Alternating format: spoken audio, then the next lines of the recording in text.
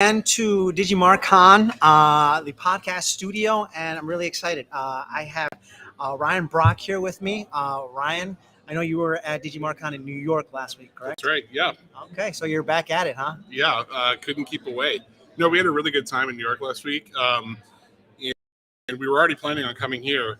We had such a good time last week. I think I'm going to be speaking at like 3 more events after this one with DigiMarCon this year alone. So just DigiMarCon. Yeah, okay, very cool. Yeah. Oh yeah. We're since the book launched. I'm on a book tour pretty much.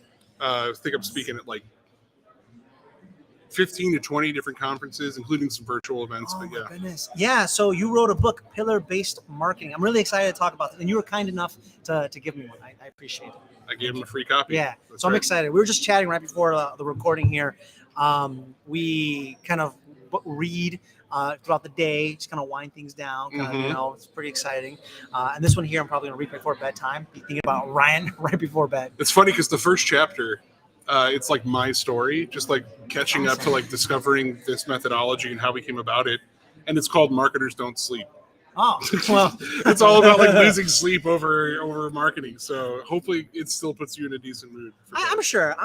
And you were explaining Pillar-Based Marketing not so long ago. So talk. What is it? Why is it? How did it come to be? Yeah. So like I'll make this as short as I can, but the idea is anyone who's been doing SEO for the last 10, 15 years has been guessing at the rules of a game that we don't necessarily know the rules to. The rules change without warning, without notice, and we have to keep up. And so the SEO industry in general has developed just this list of like rules of like, in order to rank on page 1, you have to have backlinks. You have to have a high domain authority. You've got to have like the right keywords, and you want to look for keywords that drive a lot of traffic or have a high purchase intent or whatever. And maybe there's truth in that, but it's really hard to find that truth when it takes 6 months or 12 months or whatever it is. It's a lot of ambiguity. Like arguments around what works and what doesn't. Yeah. Like, is it my client's sensibilities, or are they my sensibilities? Are we getting really good data, or does the data just make us feel like we're making the right choice? Like, that's how SEO has felt to me for a long time. I owned an agency for many years, over a decade, and that was just what it felt like. And so I met the folks at Demand Jump, and they had an algorithm and a new way of looking at search behavior. Taking a look at Google's recommendation engine, how do people who start with one topic, one query, what are the related questions they also search for? What are the related terms that they might consider searching for? Demand Jump was analyzing that data and basically finding patterns, finding how different terms fit together into a network of search behavior around any given pillar topic. And in that network, there are some terms that are more connected to different buying journeys than others. And it's very clear when you look at the data like that like what you're basically getting is a different way of deciding what to write about, what kind of content to produce. And so pillar-based marketing, like the methodology that's in the book, is the result of 18 and then probably 2 years since then of just constant experimentation with all of these things we take in SEO that we think matter, but don't. If you're aligned more completely to what the market wants from you and what the journey actually looks like of any given customer that's searching for a solution that you can help them with. So now pillar-based marketing represents just a totally different data-driven methodology for SEO that tends to get people on page 1 for important terms in a few weeks, not 6 months, not a year. Yeah, and that's you were giving off a couple of pretty cool stats behind it. What is it? Forgive me, the 1/3 conversion time? Was that what? And like I think, why do we do SEO? Why do we do SEO at all when I could just pay for digital ads? The reason is because we all know that any traffic that comes from organic search is better quality than paid, because people are they're asking for your help. They're saying, I need help with this. And if you can capture that traffic, then you're in a better position to build authority, to build trust, to actually be of service to somebody. And so what we found looking at our own data is the traffic we get from organic converts to a meeting in a third of the time.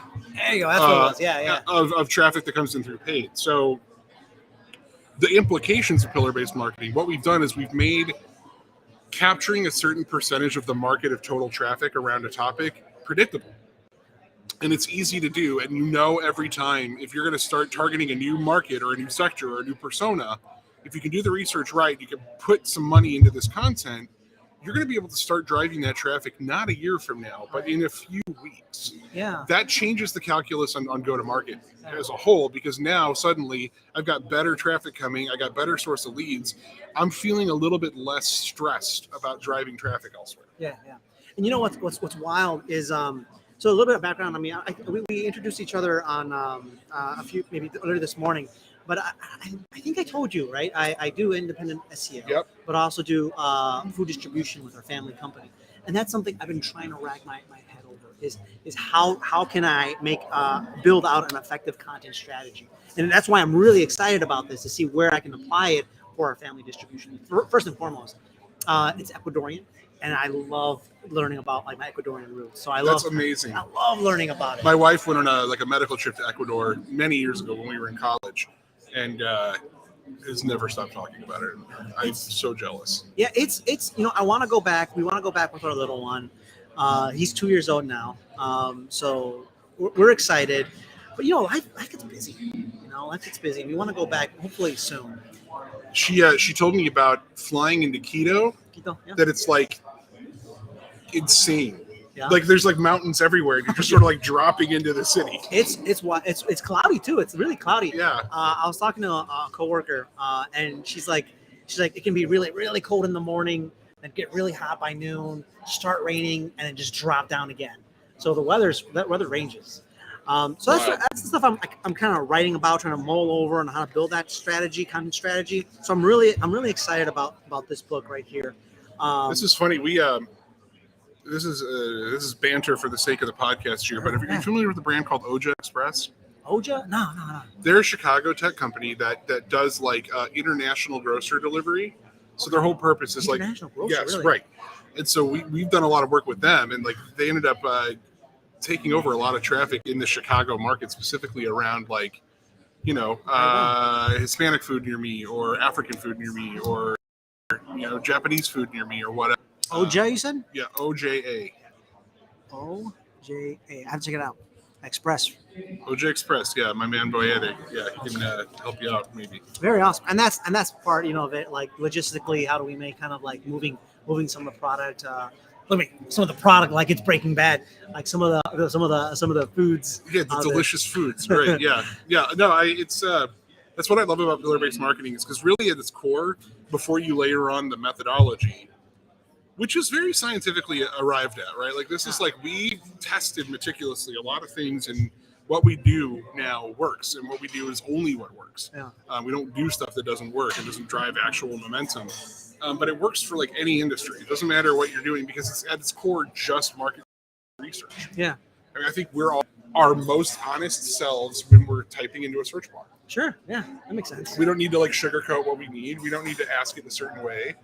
We're direct, and this is the problem I have. And so when you can collect data on a lot of people, anonymized, of course, and look at how Google is contextualizing those searches with other people's searches, that's a really good indicator of like what your market is thinking about, what they care about. And you can use that to drive organic content strategy. You can do it to drive a lot in your business around how you're going to build authority, and actually, especially if you're like selling something where there's a considered purchase element, where it's it's a complex product or service you're selling, or it's one where specific needs can determine what you want in the end. Like being able to just really meet the market where they are is extremely valuable, and I think this does a really good job of that. Yeah, I'm pretty darn excited.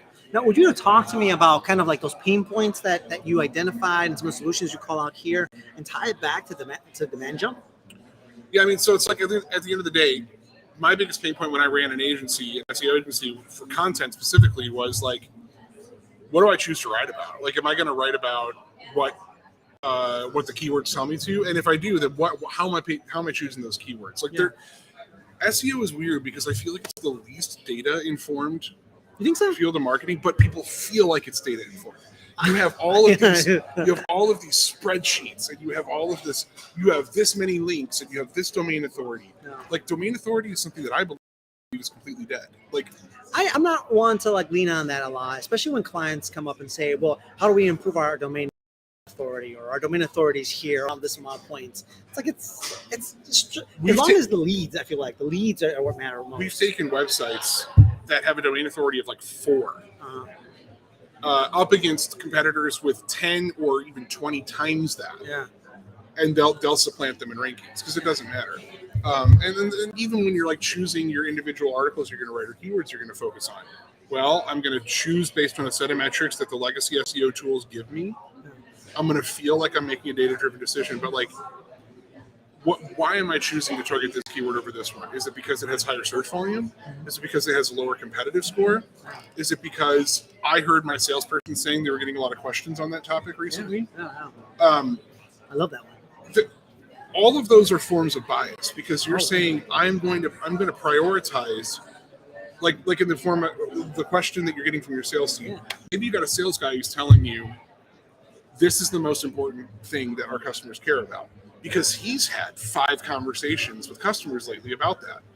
But that's just some customers and lately. That's a recency bias where like that seems bigger in your mind than it might actually be. So until you can take a step back from what individual motives you might have for choosing to write about a certain topic and look at the broader market and start quantifying that market, it's really hard to tell if you're making the right decisions. Yeah.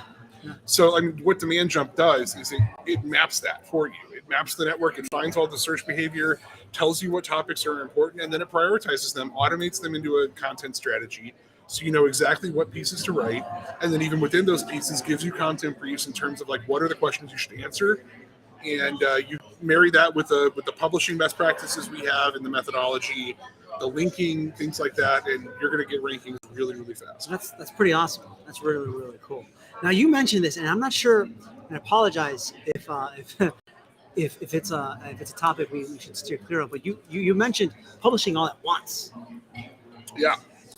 So if we're saying that the best source of truth on what to write about and what your market cares about is that total network of behavior, then one of the big mindset shifts we're making is away from the idea that you're doing individual articles and trying to optimize those pages to rank really well.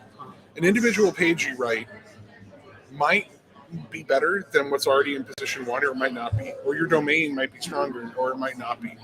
That's where like those really nitty-gritty things start mattering. But if you say, I've looked at that whole network, I've identified what are the most important terms within it, and then I'm going to recreate that network on my website with linked content that branches the same way that network does. If you publish that all at once, Google's not looking at individual articles and trying to determine how authoritative they are. It's looking at your whole network. So, okay. And it's immediately seeing that, oh, you've done your homework. I see. You understand how people search for this information the same way we do, which means you're actually being an authority. You're not just trying to sell something. You're not just writing individual articles. You're trying to be a comprehensive authority on this topic. And that user experience is what makes this whole thing work. Interesting. When you put it in that light, it makes a ton of sense. I get that. That's pretty cool. So how long do you typically, how long does it typically take? You know, like once you pull out the content or identify the content you should be writing from there to actually publishing? What are you seeing? So it's going to depend on your resources. Sure. Like we say that 16 pieces is what you need to build the core of that network. It like creates the network effect. Sometimes in order to really take as much of that traffic as you can, it's going to take 30 or 40 pieces over time. Okay. But we say start with 16 pieces. It depends on how many writers you have and how quickly you can push that out.